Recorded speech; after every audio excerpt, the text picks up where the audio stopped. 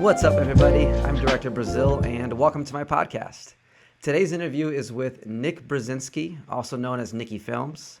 For those who don't know, he is a photographer, a videographer, an image creator, and he's worked with some of the biggest rappers, celebrities, brands in the world. He's a hustler, he's a beautiful spirit, and he's a good friend. And I'm glad he was able to sit down with me and have a chat and share a little bit about his journey. So enjoy the podcast. My man, Nick B. Here we are. Thank you for coming, brother. And thanks for coming to my birthday party the other day, man. I appreciate seeing you. Of course. It's like it's a ritual out here. I gotta always come on your birthday every year. You always do, no matter where you are in the world. And I always see photos of you in some other corner of the planet doing something fun. Yeah. But when it's time for my birthday party, you just pull up. I don't even know you're in town, and then you just show up. For sure, bro. It was a good time. It was good to see you. It's good to see you again. You too, man. So let's talk about Clout. This is your new book. It's a really, really beautiful journey of photography, I guess. Mm-hmm. I mean, it's more than that. It's a journey of culture. I mean, why don't you tell the people, first of all, who are you? What do you do? And what is this book? My name is Nick Brzezinski, and I go by Nicky Films. And basically, this book is, 15 plus years of my photography work as a photographer, a director, cinematographer, filmmaker, whatever you like to call it, basically image maker.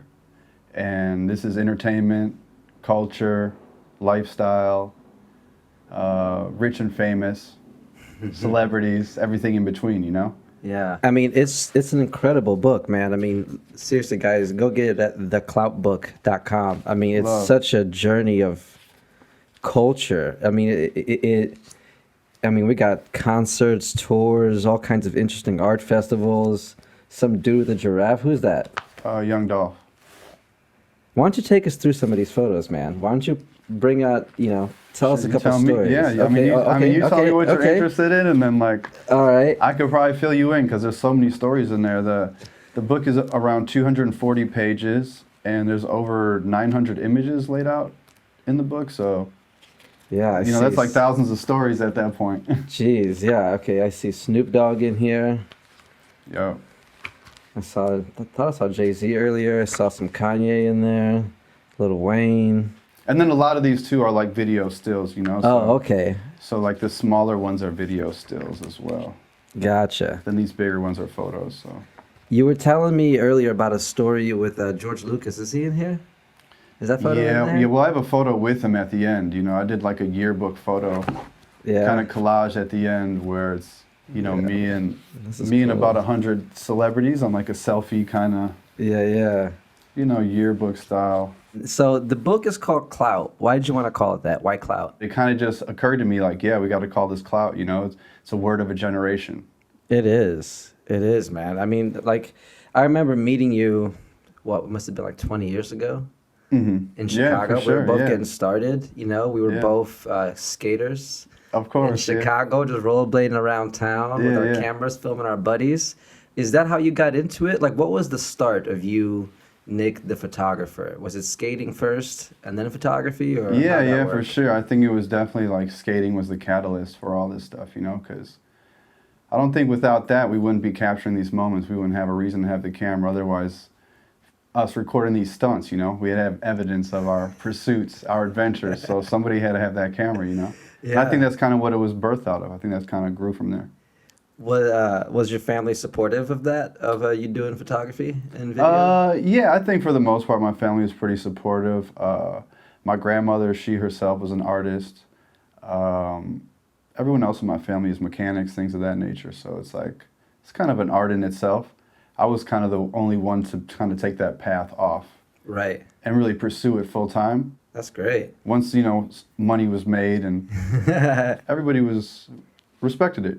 When did you know that photography and just capturing images in general was going to be more than a hobby, right? Because a lot of people could film their homies skating, but at what point did it go from it being a hobby with the homies to like you getting paid to do it? Yeah, I think the first time that the kind of light bulb went off is kind of the first time that we had linked up. Not first time we had linked up, but one of the times we had linked up. and you were like, yo, my homie needs these photo shoots, seal fresh. Oh, and we shit. went over there off 22nd or wherever we were at by that Burger King and the overpass off of Archer. Yes. Yeah, it was off 35th and Archer, I think it was. And it was a $200 photo shoot.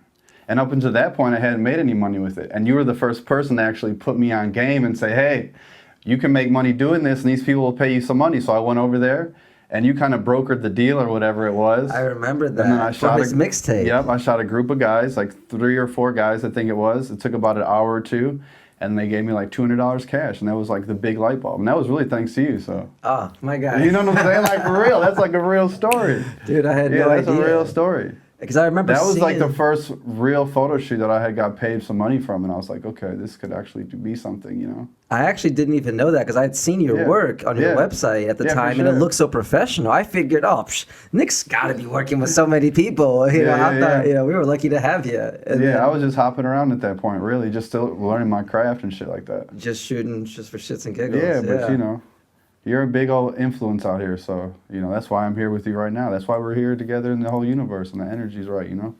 Yeah. So what are you up to nowadays, man? What's happening with you? You told me about a van that you got. You got the... So we got the van that we converted into basically like a camper, with a fridge in the back, you know, big L, sectional furniture piece, pulls out into a bed. We got a independent power source, ventilation, insulation, floor, ceiling, everything's kind of redone, you know, so...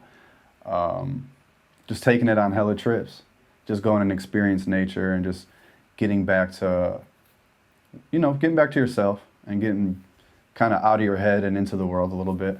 Yeah. What made you want to do that? What made me was it during COVID that you? Yeah, it was during COVID actually. Yeah. I think what it really was that like, I had come out here and did a lot of the things that I wanted to do, and I would say kind of spent an absorbent amount of money on things I probably didn't need, designer things and all this like clouded up shit. And I kind of just did that because I wanted to know what it felt like to go in there and purchase this or buy this or have a $1,500 pair of shoes, like something that nobody from where I'm from is going to do that.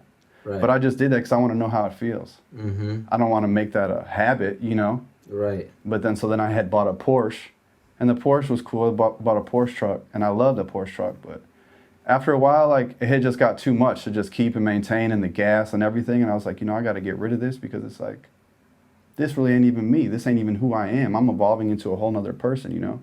Yeah. And I never grew up with nature. You know, we live in Chicago. It's like all cement, so I never grew up in nature. I wasn't in the Boy Scouts. You know what I'm saying? I never went to a mountain. I never went on a trail. No one taught me how to start a fire, none of this shit. You know what I'm saying? So it's kind of like once you accomplish a lot of the things you want to accomplish, I feel like you kind of start anew, you know? And you kind of can create a new lane for yourself or a new persona or a new image of what your life wants to be like. So after doing kind of all this stuff and having a lot of ups and downs out here, I feel like I'm at a place that's good in my life where I can take a break and I can go do what I like to do.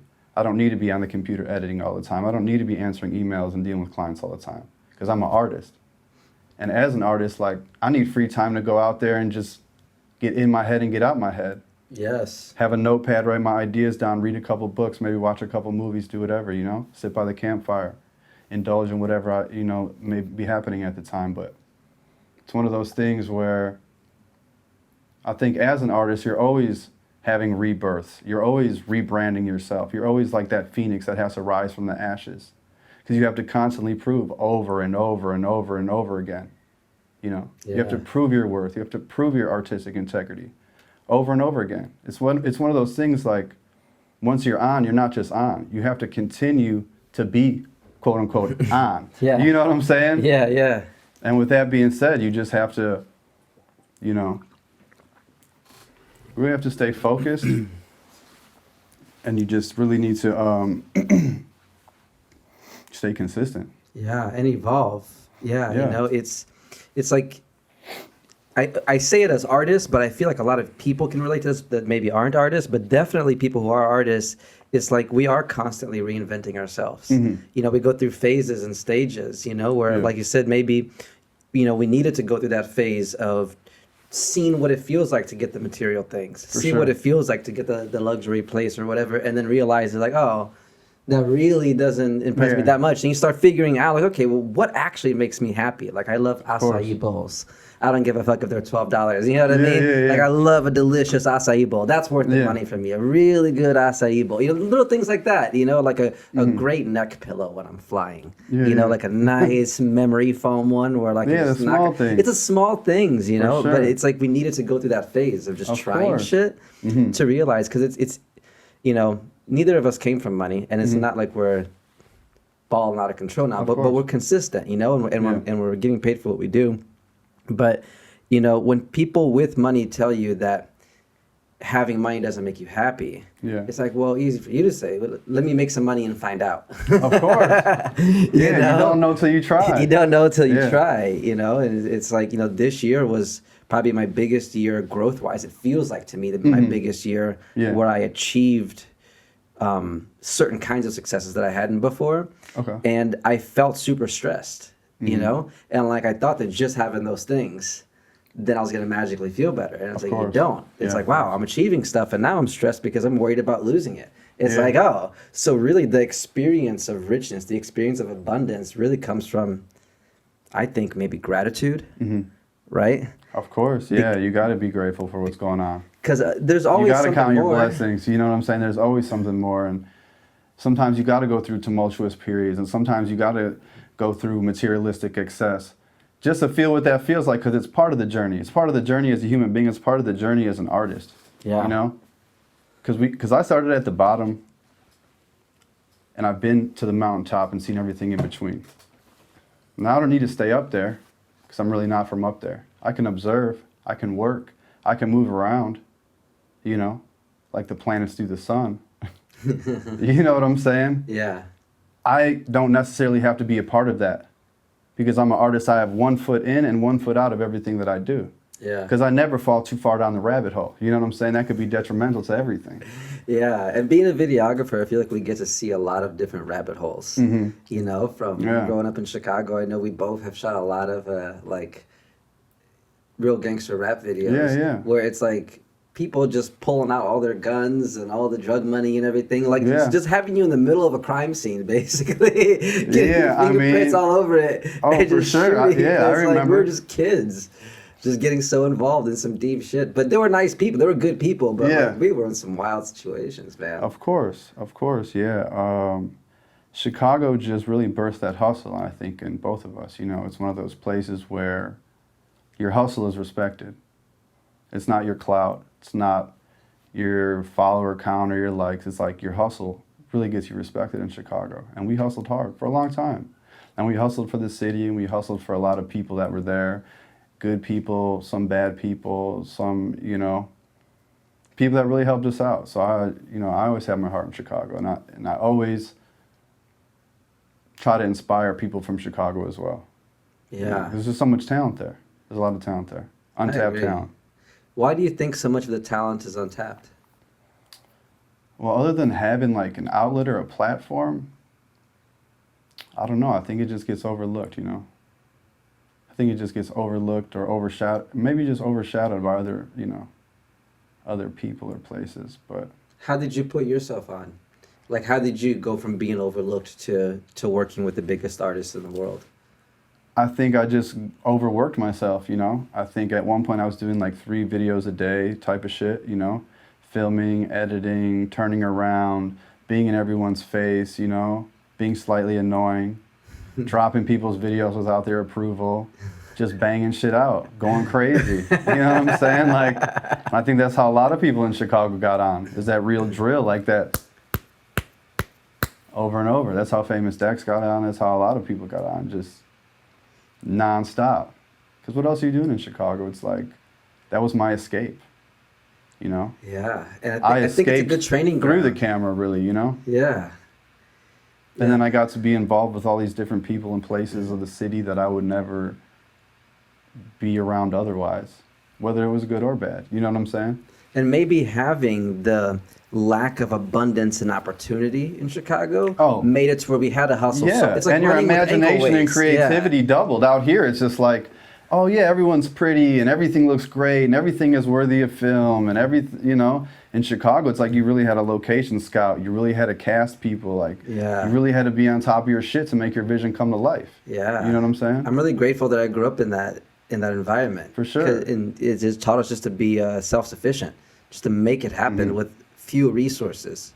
So then when you come out here and you actually have more resources, you know, you can, you know what to do with them. You know how to maximize them. Yeah, it's definitely not an entertainment hub. So when you're there trying to do something that's against the grain, you know, not only are you going to have naysayers, haters, or whatever, you know, you're just going to have a lot of people that aren't in your same realm of thinking, that aren't, you know, that can't act, that can't do these things, that you may have to come out here and utilize some of these people and resources and things like that, you know? Yeah. How'd you like working with Diddy and touring with him? How was that experience? Yeah, I mean, I loved working with Diddy, and I think working with him and being around him showed me like exactly why he is the person he is, and because he hustles on 1,000, like 1,001% every single day, you know? Yeah. Like nonstop, like people up in the morning, working all day till the middle of the morning, sleep for a couple hours and do the same thing over again, you know? And his just hustle and his drive, it's just really contagious. And everybody that works for him hustles hard too. And it's really one of those things. It was a learning experience, and it's hard to out hustle Diddy, you know. Yeah, I think one thing that's really interesting about that is that sometimes people assume that the people who are at the top of the game are chilling now. Because they've made millions. Yeah. No, there are multimillionaires that are getting up before us and staying up after us. Of course, they're working going hard. Yeah. Yeah, I don't think a lot of people see that. Yeah, a lot of people don't see that, but you know, it's one of those things. When you get an exclusive access to it, you just want to take all that and transfer it into your life and try to be the best person that you can be. Because once you're living your truth and once you're doing what you love, it's only going to be contagious and help other people follow their dreams, believe in themselves. Yes. You know, a lot of people, they may not feel they're good enough, or if they don't have the best camera, or they don't have any connections, that none of that shit matters. Just believe in yourself, believe in what you love to do, and go pursue it. That's it. Yes. In any level, in any capacity. Take on any opportunity you can. That's the cheat code. Yeah. Just say yes. Just say yes. And then after a while, you'll be having so many yeses, you might have to say a couple no's. Exactly. At that point, you've built yourself up to a point where you're a business, you know? Yeah. I think that's how a lot of us started, was just like, oh, we'll do that. Yeah, we'll do that. Well, yeah, we'll do that. Shoot birthday parties, weddings, this, that, whatever. Just stay doing the work. Yeah, and doing what you love to do, you know? And when you're doing all those things, especially with the camera, you're learning about life, you know? It's like, it's really the gift that keeps on giving to me. Because I'm about to come bring my camera to your event or place of business or whatever and do something for you, but really I'm the one that's getting the gift. I'm getting all the experience, like to see a different part of the world I've never seen, you know, or to do something meet someone I never met before. Yeah. I feel very fortunate about that. Just all the different, because, you know, if we're filming somebody, they're probably good at what they do. No matter what we're filming. If we're going to go film a mechanic, chances are he's not a horrible mechanic. Yeah, for sure. So it's like we just happen to come across people that are so good at what they do, and you learn a little bit from everybody. Even if what they do has nothing to do with what I'm doing, maybe how they approach it, like how they approach real estate or whatever the fuck. It's like, oh, that's an interesting way to think about that problem. Maybe I could approach my problem that way, you know? Yeah, of course. What do you think about doing free work when you're coming up as a creator? Like if you're trying to get on, you know I did a lot of free work. You know, my first 2 videos I directed for Tyga were absolutely free. You know, maybe he had like $1,000 and we spent it all on the video. Like I made nothing, you know, but at that point I hadn't worked with a major artist at that level. So then it's like, me doing a free video, it's what is it, a week's worth of my time to have, you know, Tyga on my resume? Then I could leverage that to work with other people, because then they'll want to hire me because I'm Tyga's guy or whatever. Of course, that's the name of the game. Yeah. Do you remember doing a lot of free work coming up? Yeah, I mean, you have to do free work coming up. Like, I wouldn't really necessarily call it free work, you know, I would call it like practice or just fun, or you got to call it something other than just free work. You know, you're really honing in on your craft. And to this day, I still do things for free. Yeah. To this day, I've been doing this shit 16, 17 years. I still help people out and give people a helping hand and go out of my way to do shit for people, you know. Do you ever find... For a multitude of reasons, you know. I was going to say, do you ever find that when you're doing something for free for somebody, not that you put in more or less effort, but to get me to want to do it for free means that I have to really care about you or your project, or of both, course. You know? And sometimes I put in more effort on the stuff I'm doing for free than some of the stuff I've been paid a lot of money for. Not that they don't get my efforts, but there's a different connection there. Okay. Yeah. You feel me? It's like, like tomorrow I'm helping my buddy out with a short film. And I've never done a short film project like this one before. And I'm like, I just want to practice that. Yeah, of I want to course. practice the ability to capture certain kinds of moods that if I look anywhere on my reel, I don't have anything that looks like what this project is going to be. So for me, donating a day of shooting for free is worth it. Yeah. You know, I think a lot of people complain about, doing the exposure jobs. It's like, well, if you're getting paid, then who cares? You know, then don't take the exposure jobs.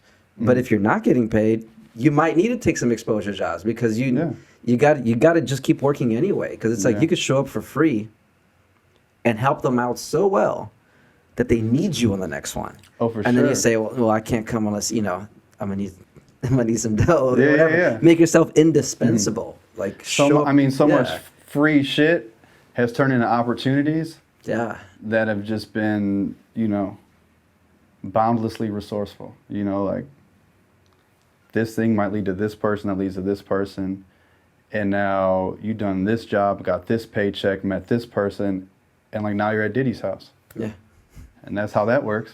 Yeah. Oh, you mean the thing that I did for so-and-so that was, that I just looked out for him, and then he put me in connection with these people that did this so-and-so, and that's how shit happens. Yeah. You know what I'm saying? Not to say you got to do free work forever or anything like that. It's definitely a stepping stone. I mean, it's definitely something that people do to, I would say, trade off, barter sometimes. Yeah. Whatever that may be. But, you got to think about it as working with somebody. It's like, you want to work with somebody, you don't just want to be worked. You know what I'm saying? Yeah. I don't want to just be worked. I'd rather work with you. Yeah. But there is a difference. there's a big difference. Some people just want to work you. They got 8 revisions for you, 23 emails. They're ready to work you. They don't want to have a conversation about anything other than, can you do more stuff for me? Right. But, if you're getting paid, I mean, it's a business. So, I do what needs to be done. That's all I could say. I feel that.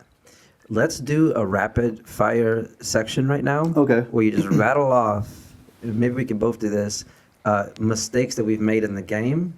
So like lessons that we learned. You know what I mean? Like for me, like a simple one is like have extra batteries and charge all those bitches. You should have enough batteries to run all day. Yeah. And forget to turn the camera off and still have enough batteries. In my early days, I showed up to shoots with like 2 batteries. Yeah. And if one of them wasn't fully charged. Yeah, you were playing the swap game. Running around, So that's like, I know that's simple, but it's like a lot of people that are coming up and wanting to create, they're going to repeat the same kind of mistakes. So let's just go back and forth. So mine was batteries at the beginning. What's one for you? Man, I would say, if I'm thinking about like a camera related thing, I would say definitely have like someone spotting you when you're flying the drone. Because I didn't crash the drone, overestimated, underestimated. So it's like to have someone there spotting the drone, telling you, oh, I can see it. I think that's pretty good. I think you should do that. I mean, a lot of people are great at flying the drone. Myself, like, I would say I'm amateur. And I wouldn't say I'm amateur. I'm a little above amateur. I'm just a daredevil, So I just need someone to look out for me. Like there's a bridge. Watch out. And I would say, don't drink too much at a shoot or something like that if you can't handle it. If you're at an event, a soiree, and you're just indulging in the perks of the job, like know your limit, because that could get out of hand too. Absolutely. Whether you're shooting a wedding or you're whatever. Another one I would say is when you're negotiating rates for editing, do it by the hour or by the day, not a flat rate. Yeah, for sure. Because when you get a flat rate, they'll hit you with like 100 notes. You definitely need to do by the hour. And it devalues every hour that you're spending. Yeah, That's yeah, why it's better to definitely. just, hey, if you want to give me more notes, great. We're paying for each of those notes. Yeah, yeah, definitely. Revisions. It's like a love-hate thing, I don't mind doing revisions. I think to the point it gets a little out of control. Right. But that's usually for clients that are paying a lot of money, so you kind of like don't mind. Right. But either way, like... What about filming rappers? What's some Okay. advice for people that are coming up right now that want to film rappers that are amateurs? They've never worked with a superstar and or somebody straight from the hood who wants to be a superstar, and there's differences there, Yeah, yeah. Like, what are some things you have to learn just in the jungle of dealing with the personalities? Yeah. I mean, I would say first, like, be respectable and respect yourself. You know what I'm saying? You have to really look at yourself as who you are as a person before you go out into the world. Like, how you're dressed, what your energy's like, where you're at in the world. When you're moving around these people, you have to be aware of who's around. You have to be aware where your car is. You have to be aware of just everything. You have to be aware how to move just in general, I guess. But working with rappers, man, I worked with all types of rappers, from like the small fries to the major leagues, everywhere in between, from people getting haircuts and going to the mall, the hour that the shoot is supposed to start to happen, to people being there extra early. I guess it all depends, there's no like one specific like type of person, but Why do you think they like to work with you? I think people like to work with me because I'm pretty laid back, easygoing guy, I'm always open to ideas. I'm always open to collaboration. I'm always interested in helping you build yourself. I'm not thinking, oh, what can I get out of it? Oh, give me some money, I need money. Or, oh, I need the connection or the clout or whatever. I'm not that type of person, you know what I'm saying? I'm more laid back in my approach. I like to work with people. I don't work people, Yeah. So if you have an idea and you want to change the shot, or you want this, that's fine. I'm not going to sit there and try to argue back and forth as the director with the client when this is what you want, this is what you're paying for, this is what you're going to get. Now if it's something stylistically that I just can't have, like, we'll go to war about it. But usually it's something pretty chill, like, okay, you want this change or this scene cut, or you ain't feeling this outfit, or you're not feeling this model, we got to swap her out. Yeah, we could do all that. It's not like a problem. Yeah. I think most directors, they're like so headstrong, and they have such a big ego. It's like they want to work the artist. They want the rapper to be here, here, here, here. They got this grand plan. They don't want to work with the artist, understand the artist more, because some artists don't want to be with a girl in the car all the time. Some artists don't want to look like this. Some artists have a way that they view themselves, and you kind of understand certain people's nature. And that helps you to make the shots better, I think, to make the energy better. Because a lot of videos, sometimes you might see the rapper, his like lips are off, his energy ain't even in it. That might have been the director's fault or something. He might have got that artist pissed, and now he's just going to do his 2 takes and leave. He's like a feature on a song, Right. Yeah. I've seen a couple of videos like recently that I watched that I was like, man, this man is not happy to be there. I could physically see as a director, Yeah. like, damn, they got this man out here dancing around. He is not happy. Someone must have pissed him off. But you know what? It was a good song, whatever. Most people won't notice shit like that. I'm a very visual person. Ever since I was a child, I was a visual person. I was a big artist. I liked to draw. I was into Nintendo, Super Nintendo. I was a very visual person. I like to see things. I used to, I got all types of stories. I'm doing just artistic endeavors, being visually creative. Who inspires you? Who inspires me? Well, I would say my first artistic inspiration would be my grandmother. She would draw and she would sew, and she would do a lot of creative things. And that was my first inspiration growing up in a room, in a house, in a community of men that were mechanics. And I was like, okay, my grandma's doing, something creative, something that she loves to do. I'm about to do the same thing. I'm not about to get dirty and do all this. Not that there's anything wrong with that. But I was like, I'm about to go create some shit. I've always been a creative kid since I was little, Yes. And that was really my like first creative inspiration. But I would say my inspiration today is like always David LaChapelle. He's one of my favorite photographers. I met him in Miami amazing. at Art Basel, and he was just gracious. He was so dope, and he had a lot of nice words to say to me. He wrote some nice things for me in this book. He had a book release. I went to it. His work is very creative.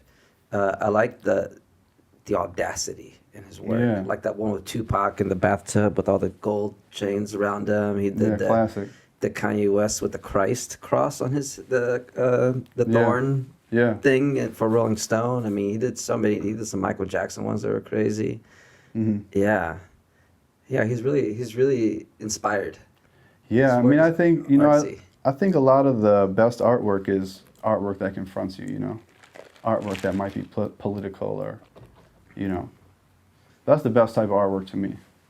Something that makes you change your perspective possibly or see things in a different light. I just read Into the Wild. That was, you know, it was like a bestseller for like a long time. Pretty standard, like kind of nature book. Just read that and just kind of getting into that idea of being back to where we were before, like all this, before the cell phones, before screens, and kind of finding myself again, kind of to bring myself back to the world in a whole new light, you know, an evolved version of myself.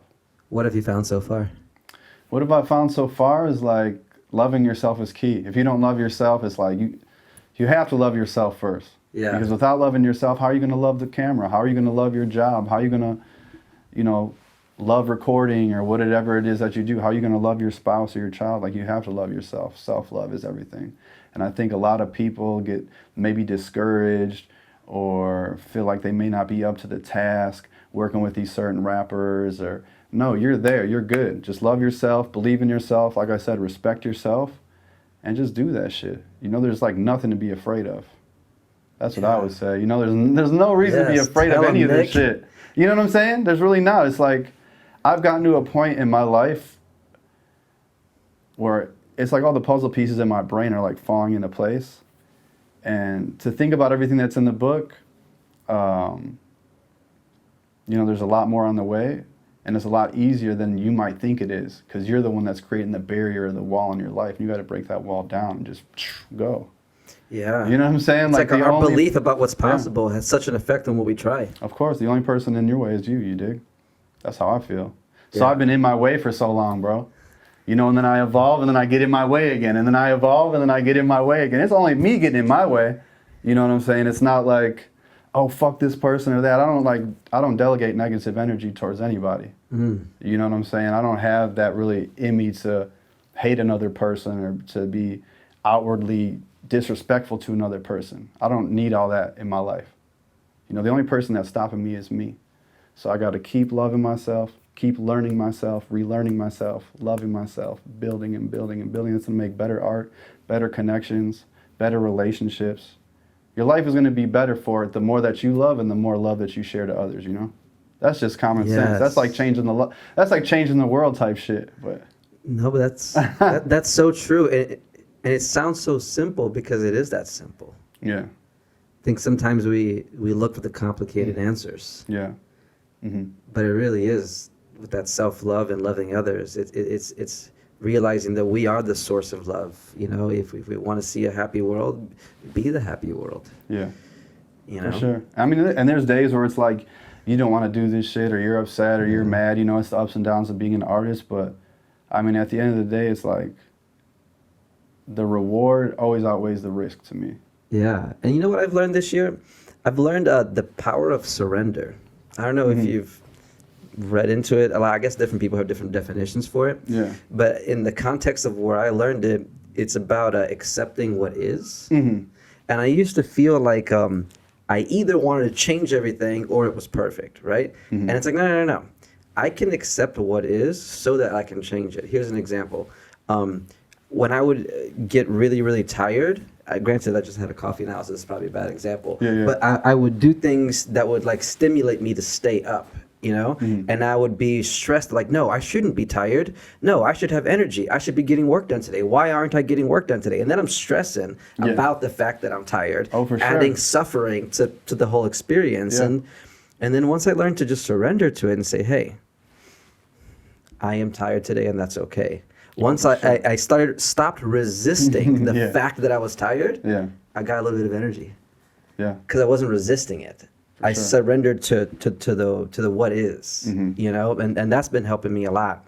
You know, it's interesting because I learned a lot of self-help psychology stuff early on, like in my teens. Like I had homies like Morocco that put me onto books, and I understood it intellectually, but it wasn't until years later, like a lot of the concepts I'm just now really living.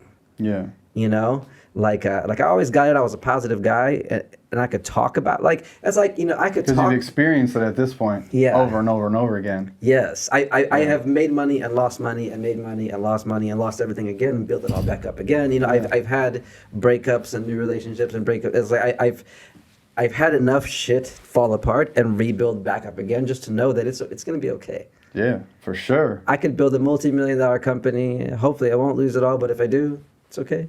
Yeah. Build another one. Like it's not to say that I want to tear everything down, but you know, I think the more we survive, the more we realize that we can survive. We can handle it, you know, and we start valuing the little things, like you said, go into nature.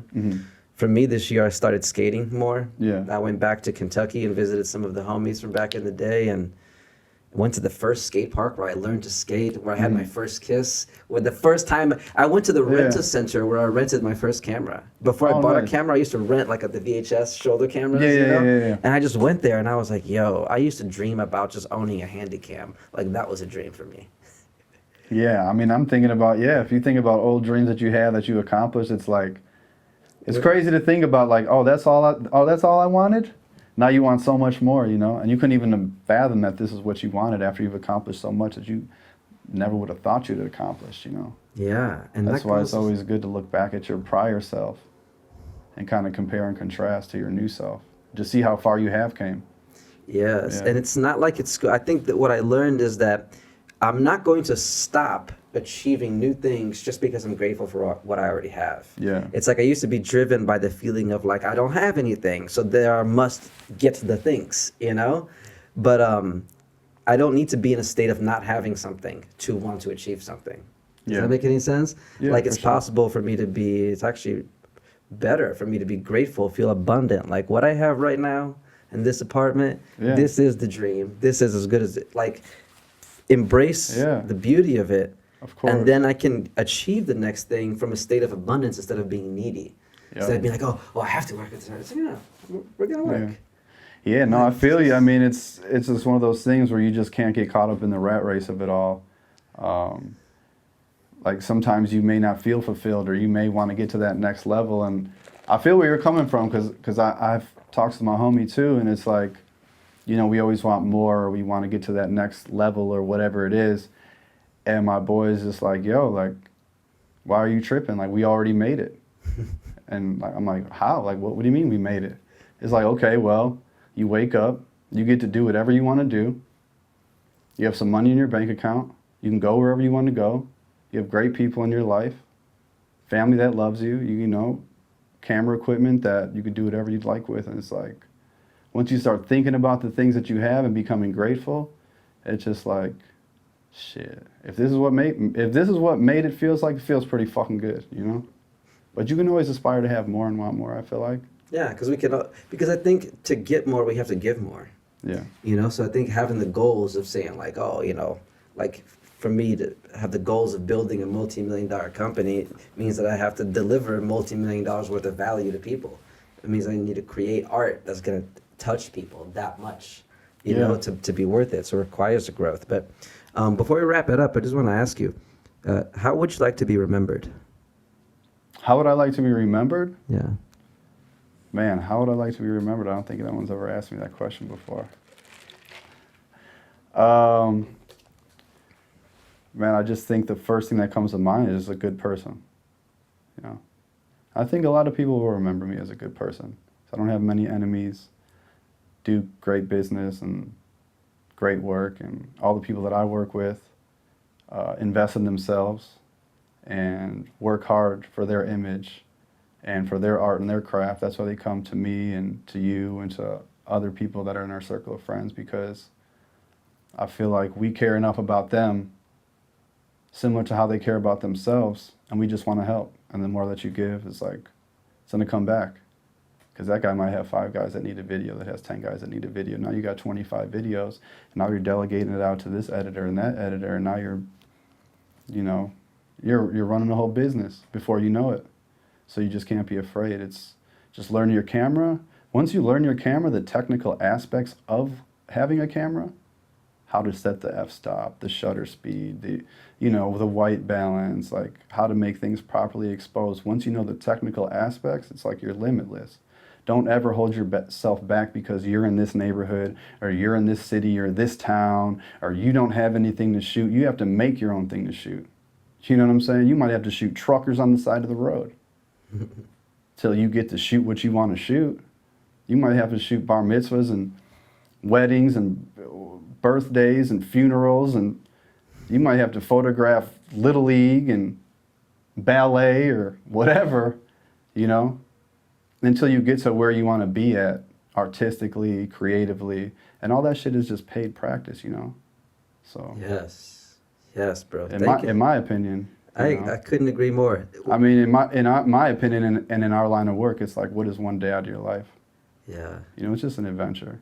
You don't got to clock in and work for these people every day. Just do a great job for them, and there'll be more people that they know that want you to do the same great job for them. And then it just steamrolls, and then you start getting assistants and shit. Yeah, well, I think of it as paid practice too. Whenever I do like a corporate job that's not too inspired, I'm like, well, I'm getting paid to master how to really light this interview the right way, or how to get that sound just right, or whatever. It's like great. It's like I'm going to school and getting paid to do it. For sure, like we're just gonna just tighten up. How good can we set everything up? Can we break it down faster? Can we communicate better? It's all an opportunity for growth. But listen, man, I want to thank you for coming. Oh, for sure. I feel like we could be talking for hours. Easily. But Easily. I'm definitely have to have you come back again. But congratulations on your book. And I want everybody out there who's watching, is curious. It's Nicky Films Clout, thecloutbook.com, and you can find Nick at Nicky Films. At Nicky Films. Yeah, NICKYFILMS. You are a really good person, man, and you have a beautiful heart. Thank brother. you, G. Like You too, likewise. That's why we're in the same room together. Thank you for coming, man. Congrats on everything. Yeah, lifelong friendship for sure. My guy. Yes. All right. Oh yeah, whoa. Look, they can never keep me down, I'm going. And if I ever fail, just know I'll go again. I never quit, cause I know that every loss may lead to another win. I'm going, no. Who the best in this thing? Tell them, yeah, that's me. Tell them who